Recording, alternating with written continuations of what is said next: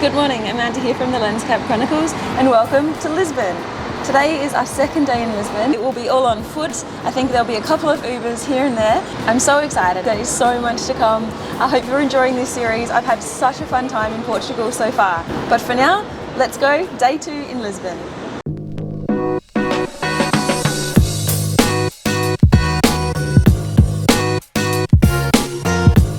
I'm looking for a restaurant called Sola das Presuntas, and by it is a funicular, which is a less well-known funicular. Let's check it out, let's see if it's worth it. I've been told it's amazing.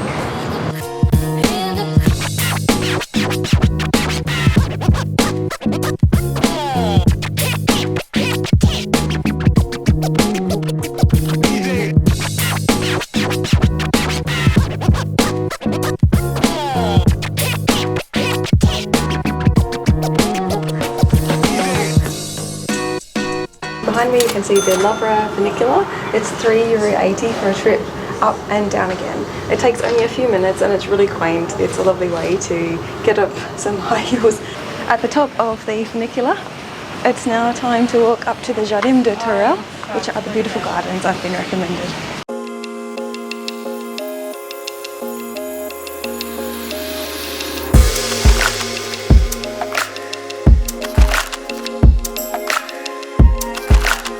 This is such a peaceful place in the city to come if you want to relax and escape some of the craziness down below. You can see a lot of people just relaxing in the gardens. As I'm sure you know, Lisbon is known as the city of 7 hills, even though it's debatable whether it's 7 or 8. And I'm definitely glad to have a funicular or 2 in the city to negotiate some of these steps. Yesterday was a mammoth day walking. It was good for fitness, but it is nice to have an occasional funicular take you somewhere.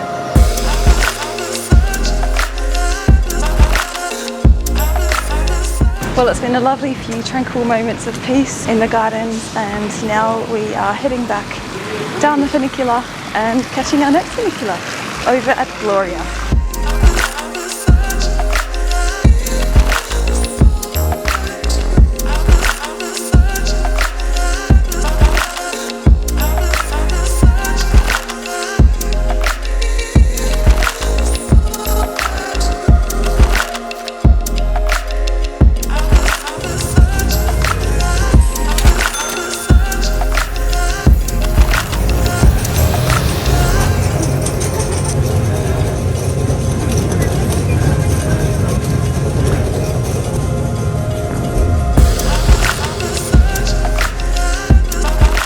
Quaint as these funiculars are, I think this might be my last one today.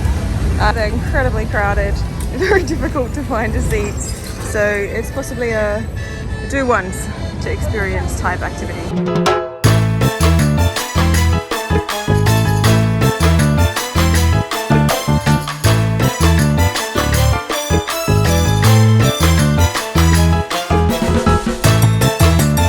This is a stunning viewpoint across Lisbon.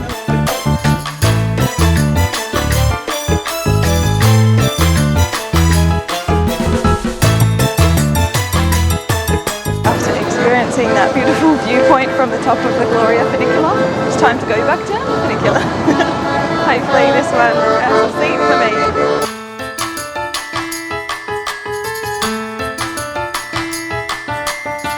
I'm going to limit my funicular experience to 2 today. They were great, they were very cute, but I think if I had to wait all day long to try all the funiculars, I might go a little batty.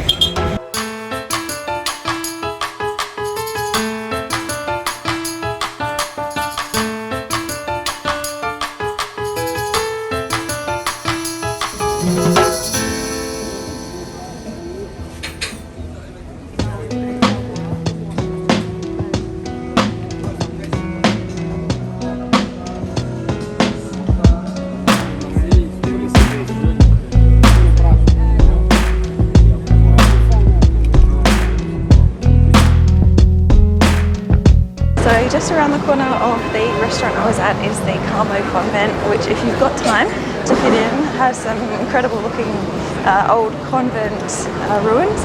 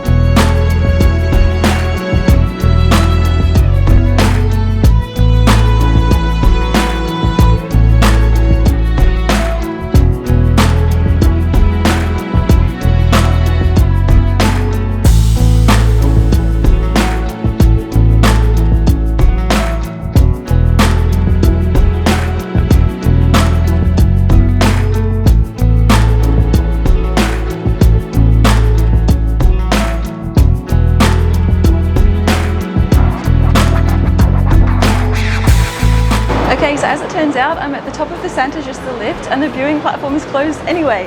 So it's all boarded up, you can't have access today. I'm not sure how long that will be for, but that saves me €1.50 and this is the highest I can get. So I'm very glad I didn't wait hours in line to get up to the top.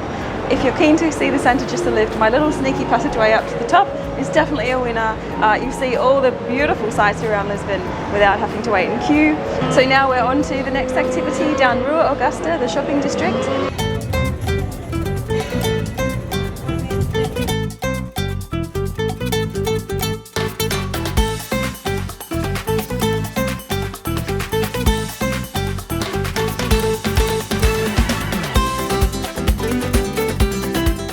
Here we have Lisbon's Market Square, otherwise known as the Palace Square. This square is the second largest royal square in all of Europe, and it was absolutely devastated during the 1755 earthquake. That's the reason why it's originally called a Palace Square, because the palace used to be on this square, but it was absolutely destroyed during the earthquake, and so it's now been moved.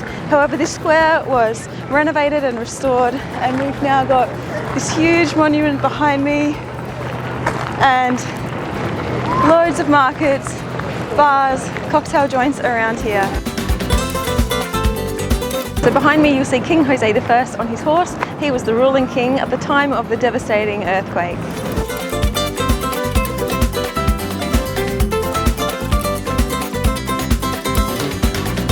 In a twist of great fortune, the royal family weren't here in the palace on the day of the earthquake.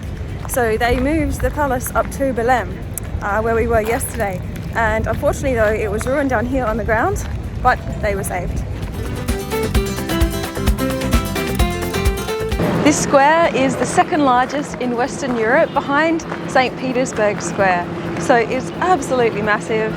The arcaded buildings here still have a few government offices, but mostly they've been converted into restaurants, cafes, and the city's oldest cafe also resides here. It's called Martina de Arcada if you're wanting to try it out. So completely magnificent and well worth checking out. I feel like I could walk for another 10 minutes and still not reach the other side of it.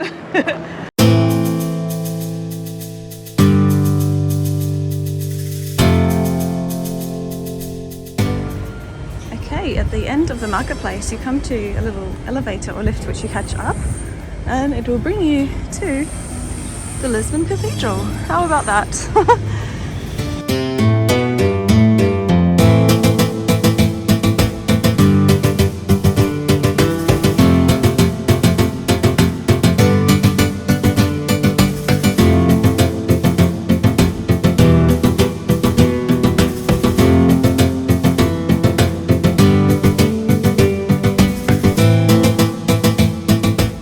Through a tiny doorway at the back of the high choir, you can reach this little cute balcony with views over the entrance to the cathedral.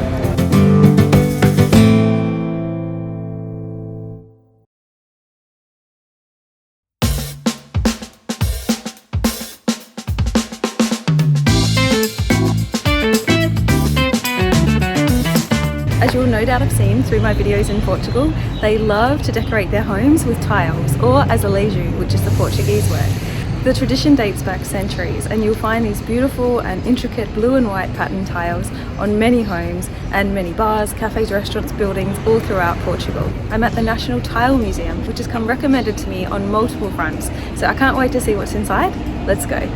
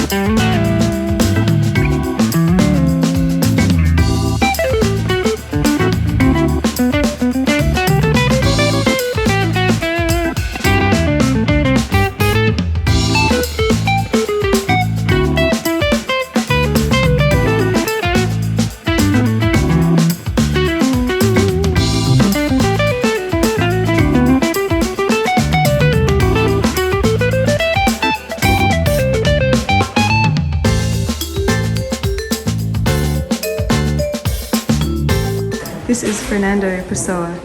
This is actually a section of the wall that was decorating a train station. In the back of the National Tile Museum is a gorgeous cafe. Very pretty, so it's definitely time to stop for a refreshment. After a lovely time at the Tile Museum, we are now off to get lost in Alfama. Greetings from Portas do Sol in Alfama. So this is one of the iconic viewpoints in Alfama. It's a place that people come to get lost amongst the cobblestone streets, and it's something that should be on everyone's bucket list in Lisbon, is to get lost in Alfama. As long as you have got GPS coordinates to get yourself out of it, I guess.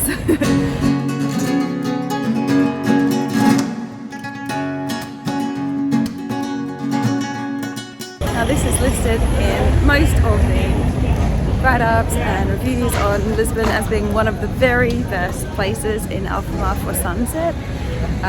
I've asked a few of the guides, they think it's a little bit of a tourist gimmick and it gets incredibly crowded in the evening when it's sunset time. Anyway, I found myself here at 4:30 p.m. It's not too crowded and you can see all the lovely buildings of Alfama in their various colours.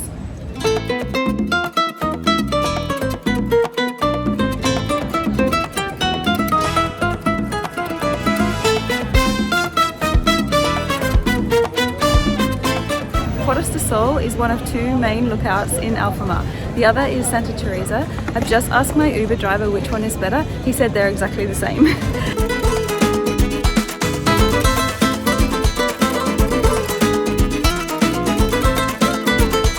Now we're heading to the Santa Lucia lookout. Okay, this one is a little bit bigger actually. It's the same one I came to yesterday. How about that? So this is the same place I came yesterday on my sidecar tour with Daniel.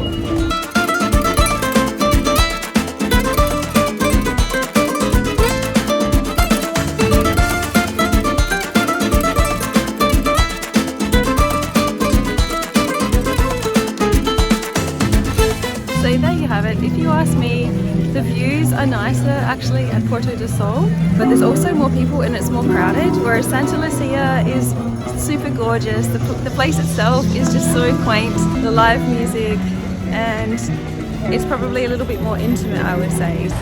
Here is Tram 28. This is one of the other huge tourist activities to do. You see them on both sides of the road. So these go to all the major tourist attractions. I won't have time today. You can see on board, it's just absolutely packed. There is no room, people standing in the middle. It's not the most pleasant experience, but it is listed as one of the things to do in Lisbon. We will be waiting a while in these trams. Take a look now at how many people are on board this thing. And there's so much traffic around. Honestly, I don't feel that's a very comfortable experience, but it's probably an attraction that most people would love to do.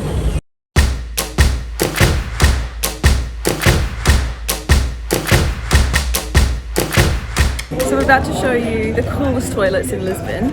It's got the entire history in comic form. So you'll see the earthquake, the previous presidents, the king, the burning of the people. It's really interesting. Okay, this lady is selling ginginha for €1 per shot, so time to line up for a little refreshment this afternoon. Is made here? Yeah. I don't know who would turn down a ginginha for €1. Cheers. Oh, delicious. This is homemade sweet cherry liqueur on the streets of Lisbon.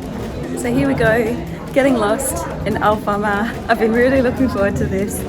The buildings are out of this world. It's next level vintage, and there's just so much history and culture in this place. I've got to be careful because I keep walking on uneven surfaces.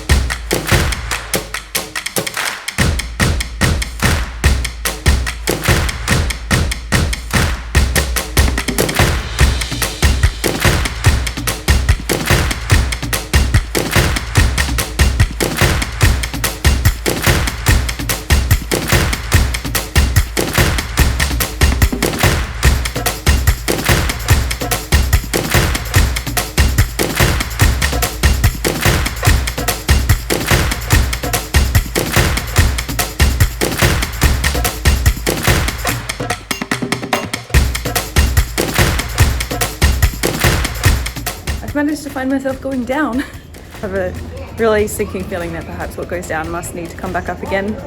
You can see all the azulejo tiles. This is just quintessential Portugal or Lisbon without the tourism. I mean, yes, there are a few of those side stalls selling delicious port and ginginia, which I'm definitely not complaining about. But for the most part, this is the old, untouched Lisbon.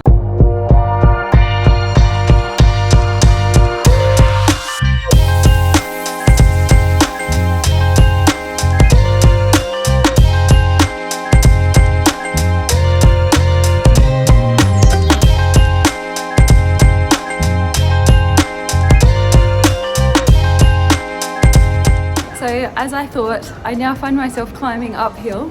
However, if you do start the tour from the Porta do Sol or from Santa Lucia, where we were earlier, you could theoretically just continue your way down and not have to worry about climbing back up. But just curiosity has led me up here.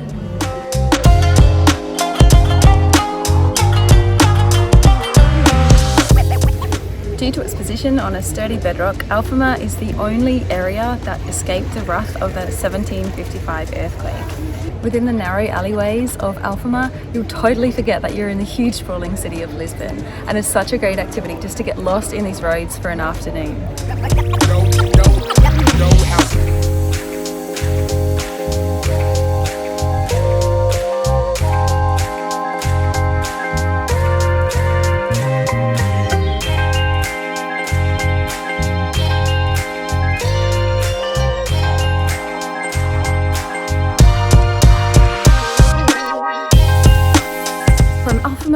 It's a 7-minute uphill walk to the Castle of St. George. That's our final destination for today in terms of the sightseeing activities.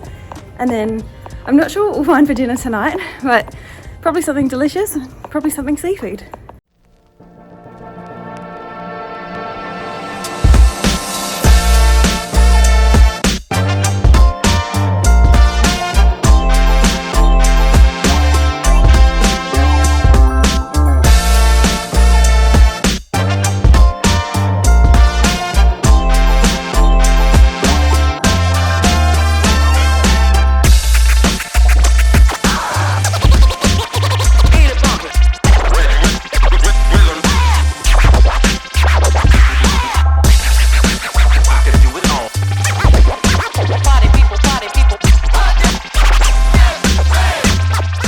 Castle in Lisbon dates back to the mid-11th century and is located in the most inaccessible part of the city, utilising the natural slopes on the west and north of the city.